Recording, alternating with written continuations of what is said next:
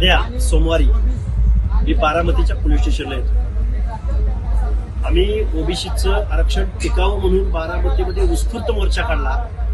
या महाराष्ट्राच्या उपमुख्यमंत्र्यांना म्हणजे अजितदादा पवारांना एवढ्या इंगळ्या नसल्या, ज्या ओबीसीनी या पवार फॅमिलीवरती प्रेम केलं, मतदान केलं, यांना राज्याचं देशाचं नेतं दिलं, ह्यांनी आम्हाला काय दिलं तर यांनी आमचं आरक्षण संपवलं.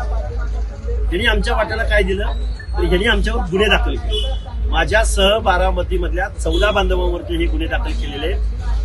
तुम्ही FIR काय दाखल करताय? आम्ही उद्या बारामतीत पोलीस स्टेशनला येतोय आणि कोण तिथले पोलीस अधिकारी आहेत तुमच्या पालकमंत्र्यांना सांगा. ओबीसीचा लढा हा बारामतीच्या जेलमधून लढला जाईल आणि तुम्ही आम्हाला असलं हे अंदर की बात आहे. हे शासन हे एवढं घाबरलेलं आहे, पोलिसांना पुढे करून आमच्या आंदोलनावरती दहशत निर्माण करायचा प्रयत्न करताय. पण आम्ही याचं उत्तर निश्चित मतपेटीद्वारे देऊ. तुम्ही आमच्या मताचा उपकाराची फेड अपकाराने जी केली याचं उत्तर तुम्हाला येऊ घातलेल्या कालावधीत अजितदादा पवार आम्ही निश्चित देऊ.